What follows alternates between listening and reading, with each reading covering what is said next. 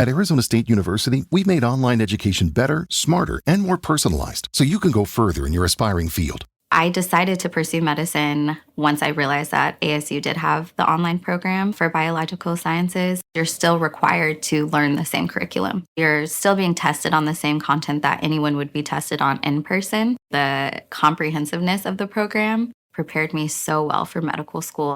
Explore over 350 plus programs at asuonline.asu.edu. Bienvenidos al podcast de Ilustres Anónimos.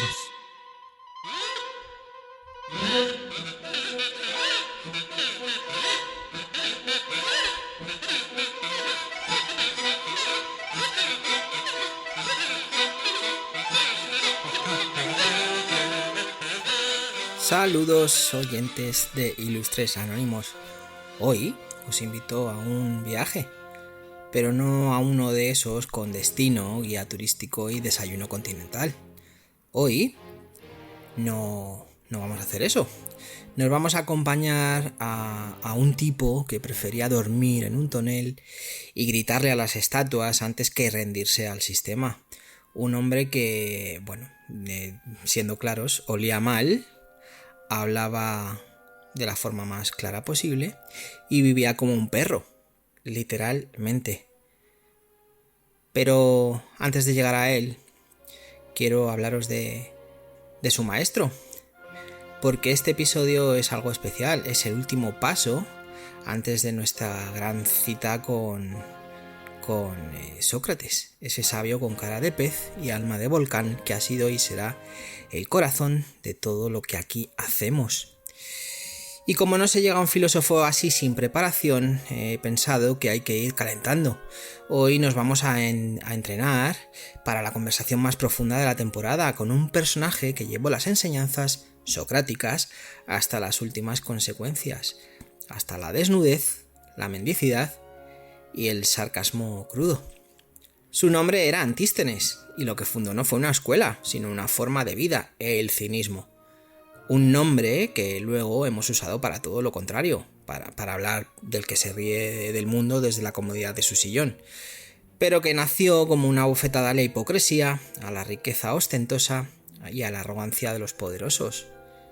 Este episodio va por él, por Antístenes, por Diógenes, por todos los que alguna vez decidieron que vivir con menos era vivir con más, que la libertad no cabe en una hipoteca, que la verdad no se viste de gala.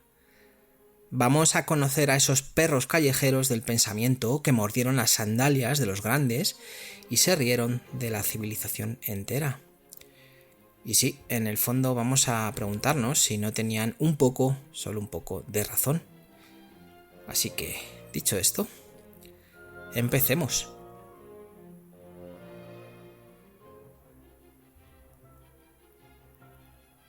Antístenes no fue un pensador de cátedra. No tenía una academia con columnas dóricas ni un jardín perfumado donde filosofar entre naranjos y tazas de higos secos. No, su aula era la calle, su pizarra, el rostro torcido de la gente al escucharlo, su biblioteca, la experiencia cruda de los barrios bajos, y su método, tan directo como el de su maestro. Decir la verdad, aunque escueza, aunque duela, aunque te dejen hablando solo, o peor aún, aunque te escupan por ello. Nació en Atenas, qué suerte nacer en Atenas, hacia el año 445 antes de nuestra era, en una ciudad que aún se colgaba medallas por haber inventado la democracia, pero que ya empezaba a afilar los cuchillos de la desigualdad y el clasismo. Era hijo de un ciudadano ateniense y de una esclava tracia, y eso bastó para que en la sociedad más supuestamente libre del mundo antiguo se le mirase como a un intruso. Un hombre sin pleno derecho, un medio griego, entre comillas, o, como vendría a decirse, un error del censo.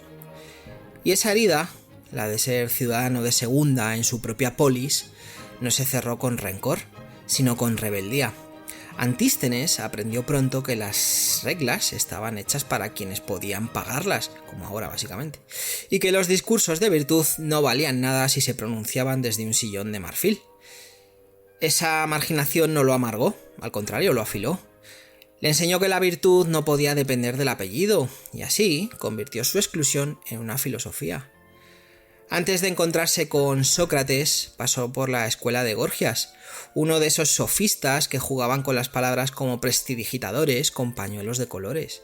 Era brillante, sí, pero para Antístenes pronto se reveló como un fuego artificial, hermoso, fugaz y finalmente vacío. Entonces lo encontró, o mejor dicho, lo escuchó. Un hombre de cara fea, pies descalzos y preguntas como lanzas. Sócrates. Y con él encontró por fin una idea por la que valía la pena vivir. Y llegado el caso, morir. Que la virtud es suficiente. Que quien es bueno de verdad no necesita ni riqueza, ni fama, ni ropa cara, ni templos. Sócrates iba descalzo.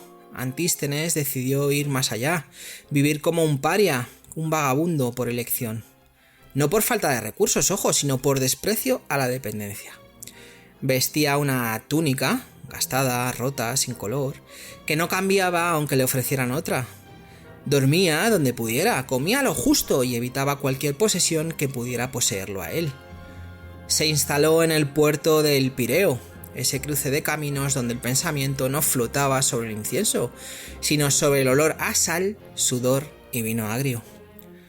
Allí vivía rodeado de marineros, prostitutas, estibadores, esclavos, mendigos, buscavidas, bueno, los que son todos los ignorados de la polis.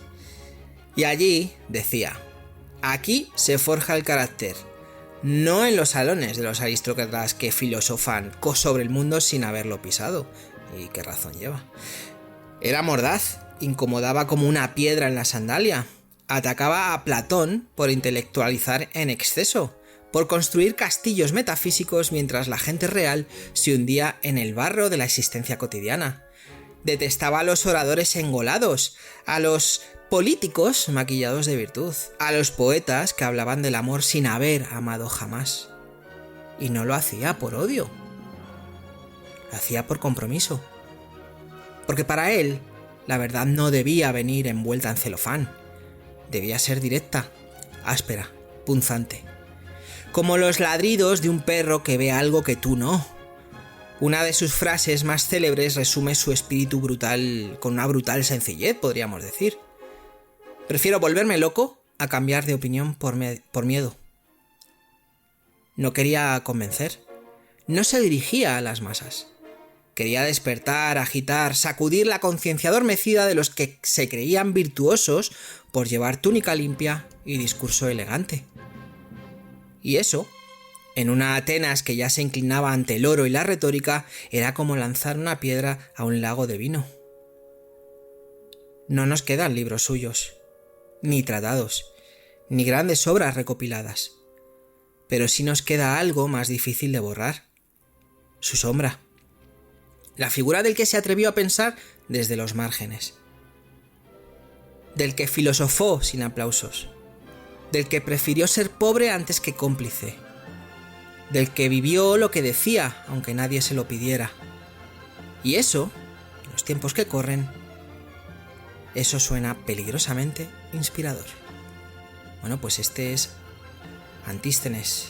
Era, antes que ser un alumno, ¿no?, del gran maestro de Sócrates, tuvo sus propias experiencias por la vida, ¿no?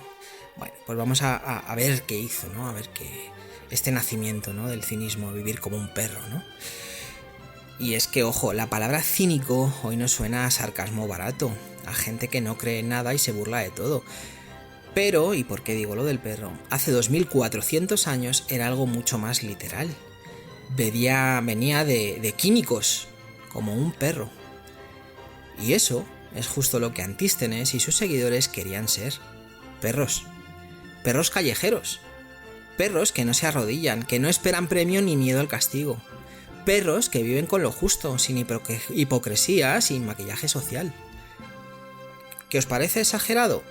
Pues puede ser, es que lo era. Pero esa era la idea. Porque los cínicos no eran una escuela como las otras.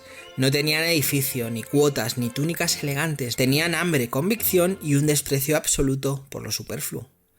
Lo que proponían no era una teoría, era una forma de vida, una que se podía resumir en 3 pilares. Autarquía, la autosuficiencia absoluta, no depender de nada ni de nadie, ni del Estado, ni del dinero, ni del aplauso. El ideal del cínico es del sabio que puede perderlo todo y aún así seguir siendo libre. 2. Vivir conforme a la naturaleza. Lo natural no necesita adornos, un ser humano no necesita perfumes, ni joyas, ni títulos, solo agua, pan, refugio y pensamiento. Para ellos, cuanto más alejados estamos de la naturaleza, más esclavos somos. 3. Virtud sin máscara. No basta con decir que uno es justo, sabio o valiente. Hay que demostrarlo viviendo con coherencia, con una austeridad que raye lo incómodo. Virtud es rechazar lo innecesario, lo que brilla sin servir. Como diría uno de sus discípulos, lo superfluo es enemigo de lo esencial. ¿Y cómo enseñaban todo esto? No con libros, no con tratados, con el cuerpo, con la vida, con gestos radicales. Porque para los cínicos no se trataba de escribir filosofía, se trataba de encarnarla, de vivir, a tal punto que el que te viera pensara, este tipo está loco, o ha entendido algo que yo no. Y aquí, claro, aparece la figura de otro famoso, ¿no? La figura de Diógenes, el alumno estrella de Antístenes, o el escándalo hecho carne. Pero ojo, antes de lanzarnos a sus anécdotas, que son muchas y muy jugosas, conviene decir una cosa. El cinismo no era una broma. Era una crítica feroz a una sociedad cada vez más ciega por el lujo, la retórica vacía y la falsa moral. En un mundo donde todo podía comprarse, Antístenes y los suyos decidieron no venderse. Y si eso implicaba dormir en la calle, andar descalzos y ser llamados perros, que así fuera.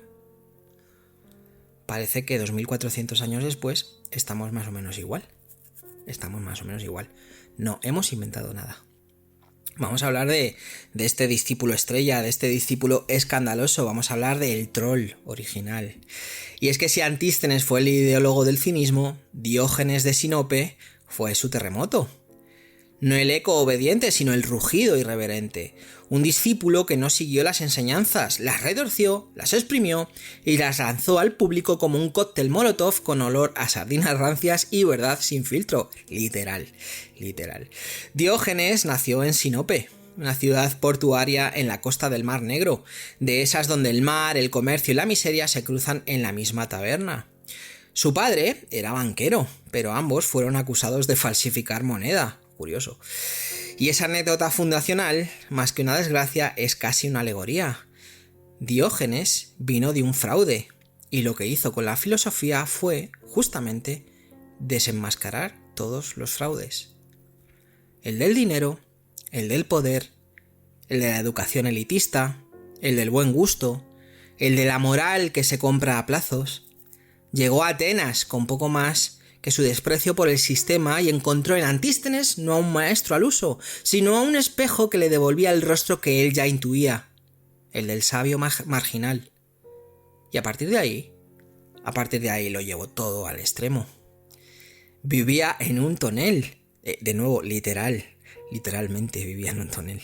Un recipiente de cerámica grande, de esos que antes contenían vino, aceite o trigo. Pero él lo llenó de silencio, polvo, soledad y filosofía.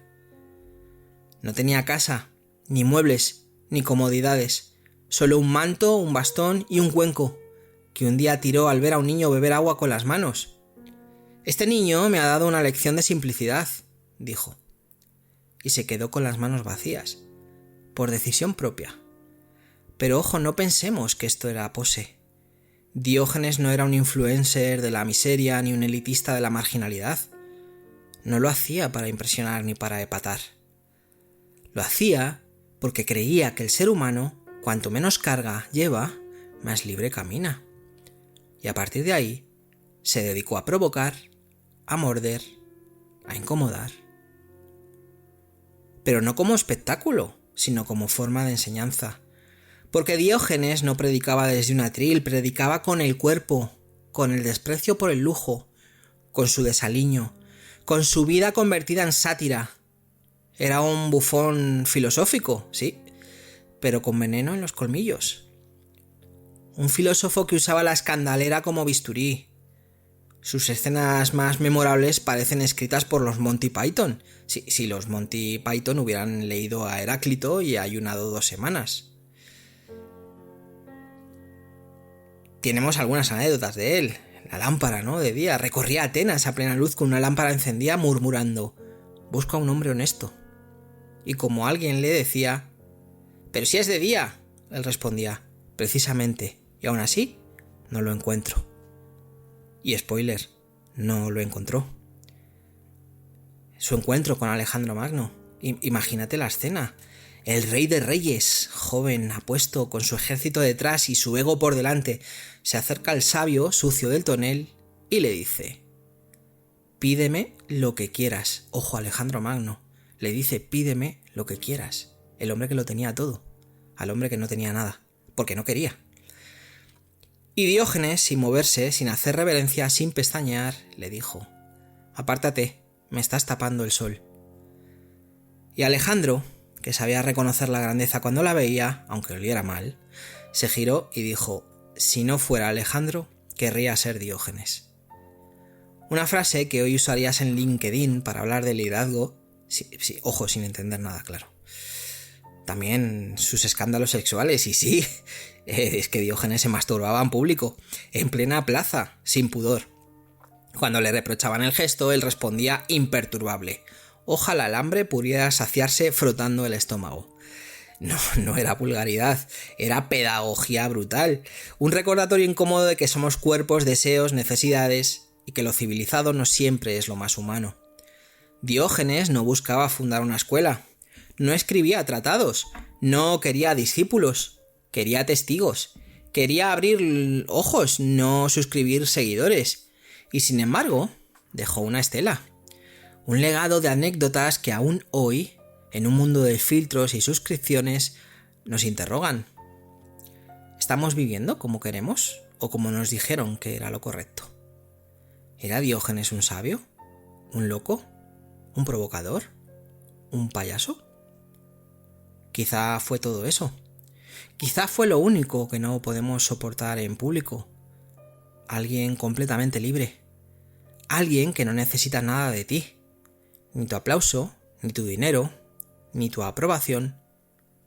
Y eso, en una Atenas adicta al prestigio, al poder y a la oratoria hueca, era pura dinamita. Si Antístenes fue la chispa, Diógenes fue la llamarada. Una carcajada que olía a sudor y a libertad. Bueno, pues ya conocemos más a Antístenes y la escuela que no quiso pero fundó, el cinismo, y a uno de sus alumnos, Diógenes, que bueno, hoy le hemos puesto el síndrome ese nombre, ¿no? Cuando la gente acumula basura, que nada más lejos de la realidad, ¿no? Hemos conocido a Antístenes y a Diógenes. Y vamos a hablar, ahora que conocemos un poquito más de esta escuela, del cinismo, vamos a hablar de otras corrientes filosóficas. Vamos a hablar de otras corrientes filosóficas, vamos a decir radicales, ¿no? Vamos a hablar un poco de la familia filosófica disfuncional. Bueno, pues es que el cinismo no vivió solo en su tonel, como digo. Tuvo parientes, vecinos incómodos, rivales civilizados y primos que se hacían los alternativos en los simposios. Alguna vez compartían el desprecio por la sociedad, otras se miraban de reojo con un leve asco filosófico. Pero todos nacieron del mismo parto, el de un Atenas que ya no sabían qué creer y de un Sócrates que sembró preguntas como bombas de relojería. Y aunque Diógenes no fundó ninguna escuela formal, porque bastante tenía con no tener casa, su ejemplo dejó semillas. Algunas germinaron, otras se marchitaron bajo el peso de su propia contradicción. Y bueno, pues lo que vamos a hacer va a ser repasar a 3 de estas corrientes. Vamos a hablar de los estoicos, de los cirenaicos y de los epicúreos. Y no te preocupes, esto no va a ser un manual de filosofía antigua, ya os lo digo. Esto es Ilustres Anónimos, aquí señalamos lo que nadie quiere mirar.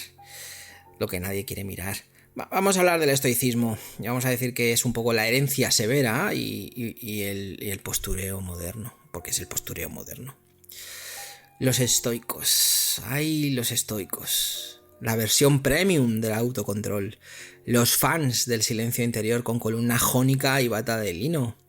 Zenón de Citio, discípulo indirecto del cinismo, fundó esta escuela combinando la austeridad de los cínicos con un toque de elegancia espartana. Si los cínicos vivían como perros, los estoicos lo hacían como estatuas, inmutables, sobrios, firmes. Nada te altera, nada te duele, nada te afecta, aunque te estén echando de casa mientras tú citas a Séneca en X, el antiguo Twitter. Porque claro, hoy el estoicismo está de moda. Hay podcasts, reels y newsletters que te dicen cómo ser estoico, desde un coworking con café de especialidad. Frases de Marco Aurelio compartidas entre abdominales, cool showers y criptomonedas. Hermano, acepta el mundo como es, pero no te olvides invertir en activos digitales no correlacionados en criptos. En fin, el estoicismo se ha convertido en el traje nuevo del yuppie que no quiere parecer superficial. La filosofía de los CEOs que meditan con una app mientras despiden por Zoom. Una forma elegante de decir, me importa todo una mierda, pero con dignidad. Y ojo, los estoicos originales, los de verdad, los de hace 2400 años, no tienen la culpa. Ellos también hablaban de virtud, de autocontrol, de no depender de lo externo, pero mientras los cínicos vivían en la intemperie como bofetada al sistema, los estoicos modernos lo aceptan y lo monetizan. Su lema era, si no puedes cambiarlo, que no te arruine el día. Hoy es, si no puedes cambiarlo, haz un curso online sobre cómo aceptarlo y véndelo a 49,99 euros. Bueno, pues esos son los estoicos, los originales, y los estoicos modernos. No hay nada peor que un influencer que dice que es estoico, o que hay que vivir como un estoico y que hay que darse duchas frías y todas esas chorradas que sueltan por su boca. Y algunos influencers, por desgracia, tienen a muchos seguidores que se creen todas las barbaridades que sueltan por su boca. Bueno, pues los estoicos, los reales, los de verdad, y los falsos estoicos modernos que te dicen cómo vivir austeramente y cómo darte duchas frías desde su móvil de 1300 pavos. Pues eso. Vamos a hablar de los cirenaicos, el placer como programa de gobierno, y es que ahora cambiamos de túnica. Discípulos, estos cirenaicos fueron los hedonistas, ¿no? Sin culpa, vamos a decirlo así. Eran discípulos también de Sócrates, como decía, aunque no os lo creáis. Pero de eso es que solo se quedaron con el after. Arístipo de Cirene enseñaba que el placer era el bien supremo. Virtud, solo si viene con copa de vino. Pobreza, solo si no hay otra. Filosofía, sí, claro, pero en sillones cómodos y con buena compañía. Ellos no rechazaban el sistema, ellos lo celebraban, siempre que diera gusto y placer. Chocaban de frente con los cínicos, donde el cínico veía esclavitud, el cirenaico veía oportunidades. Donde el perro dormía en la calle, el hedonista buscaba habitación con vistas. La libertad para los cirenaicos era poder elegir el placer. Para los cínicos era poder renunciar a él sin temblar. Bueno, pues aquí tenemos a los otros, a los cirenaicos. Y vamos a pasar a los epicúreos, al epicurismo, el jardín zen de la antigüedad. Y como digo, luego llegó Epicuro, un tipo tranquilo, al que podías invitar a casa y te ayudaría a recoger la mesa después. Epicuro defendía el placer, sí, pero no el de Arístipo, el otro, el que no da resaca, el que no te hace depender, el placer de no sufrir, de no desear demasiado, de no tener que demostrar nada. Un jardín, unos amigos, un pan con queso y silencio. Era el filósofo que te decía, no necesitas más, de verdad. A los cínicos les parecía blando, a los cirenaicos un aburrido con miedo al jolgorio, y a los estoicos, respetable si no se reía demasiado alto. Epicuro no fundó una revolución, pero sí un estilo de vida, uno que hoy curiosamente es más necesario que nunca, pero lo hemos confundido con slow living de catálogo. Bueno, en resumen, el cinismo fue la patada en la puerta, el estoicismo, la meditación sobre las ruinas, el epicureísmo, la hamaca bajo el sol, y los cirenaicos, Los cineaicos eran el DJ del brunch filosófico. Todos al final buscaban lo mismo: vivir bien, ser libres, escapar del autoengaño. Pero el cínico fue el que más gritó, y también el único que no pidió nada a cambio, porque en el fondo nos recuerda algo que no queremos oír, que quizá, solo quizá, lo superfluo no nos adorna, lo superfluo nos encadena, y que muchos de los que hoy se creen estoicos no soportarían ni 5 minutos con un perro que les dijera la verdad. Pero vamos, de cabeza.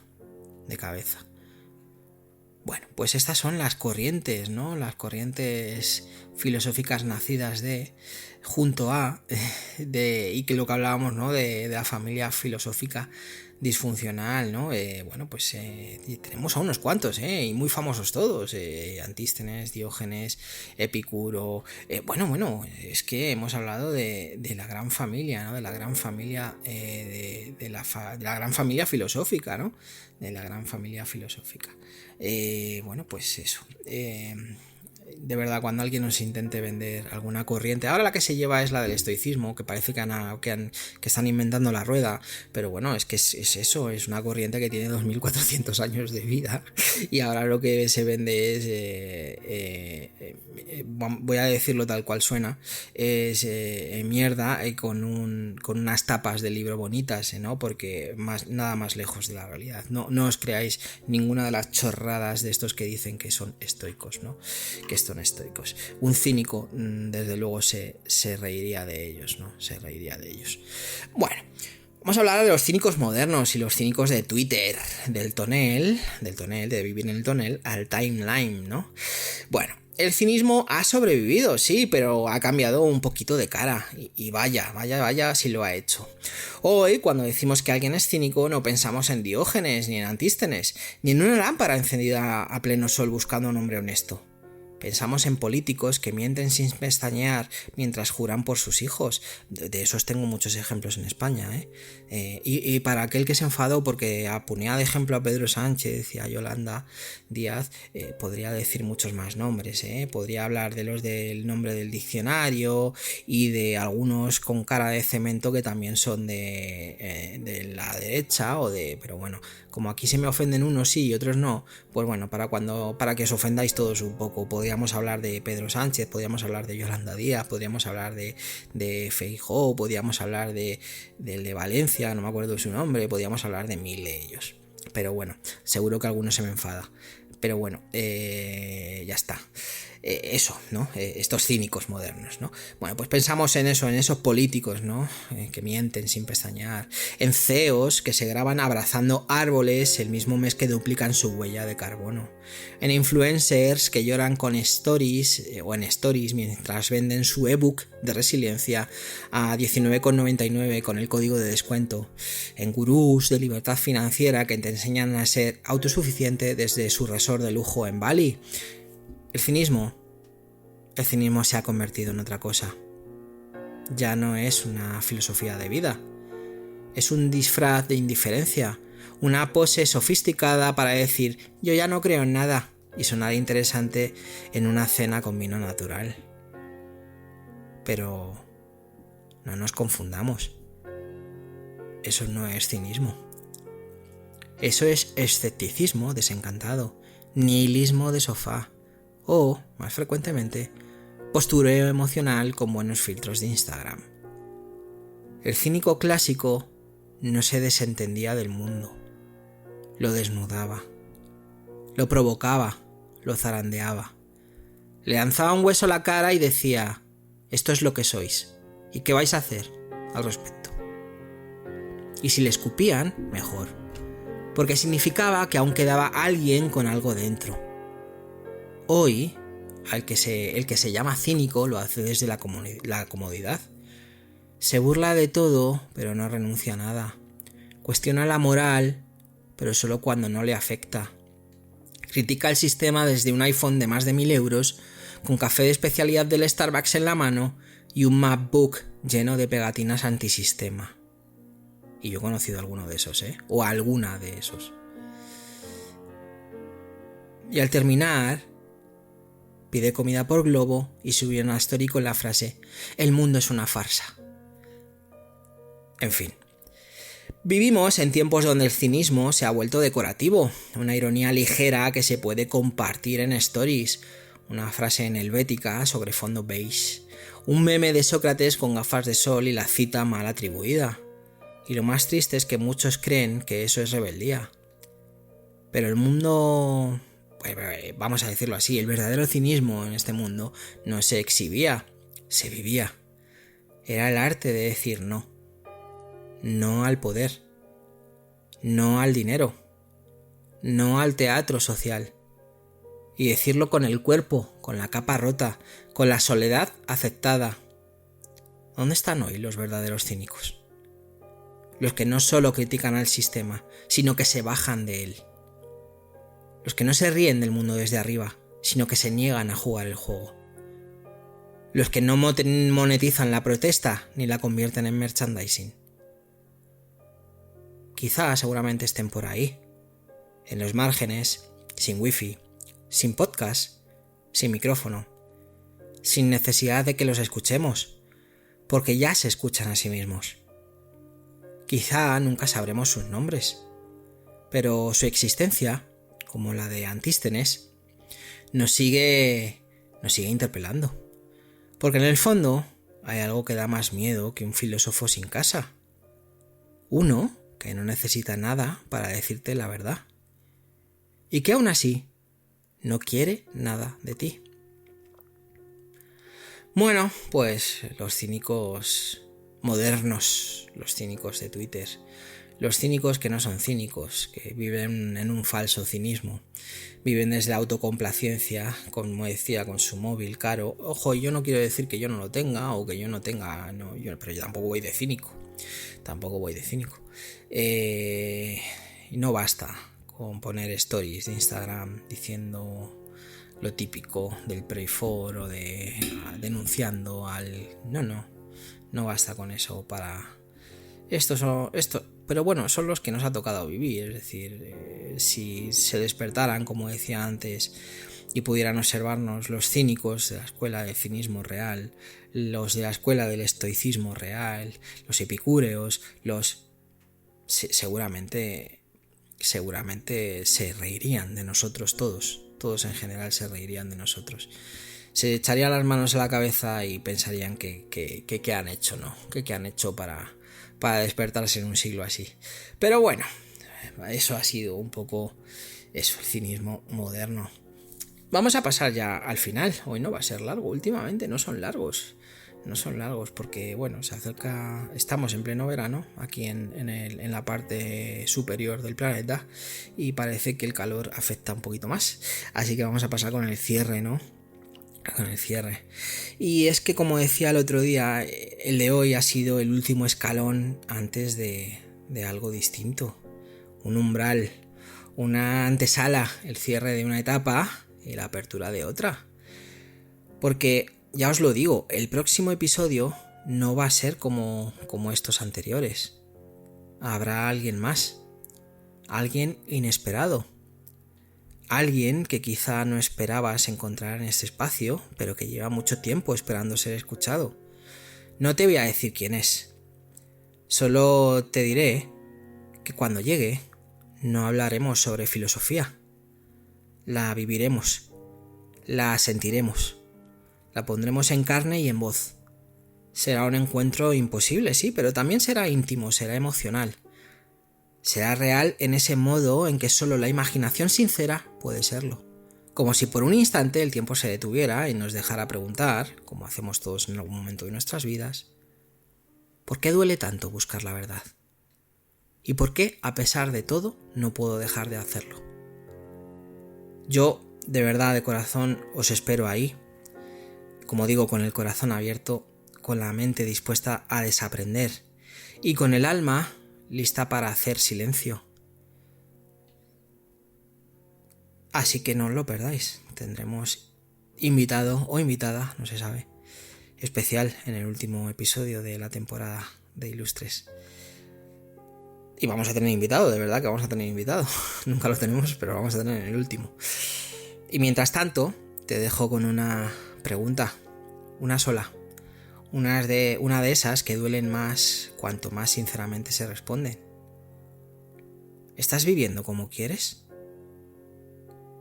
¿O solo como te han dicho que deberías?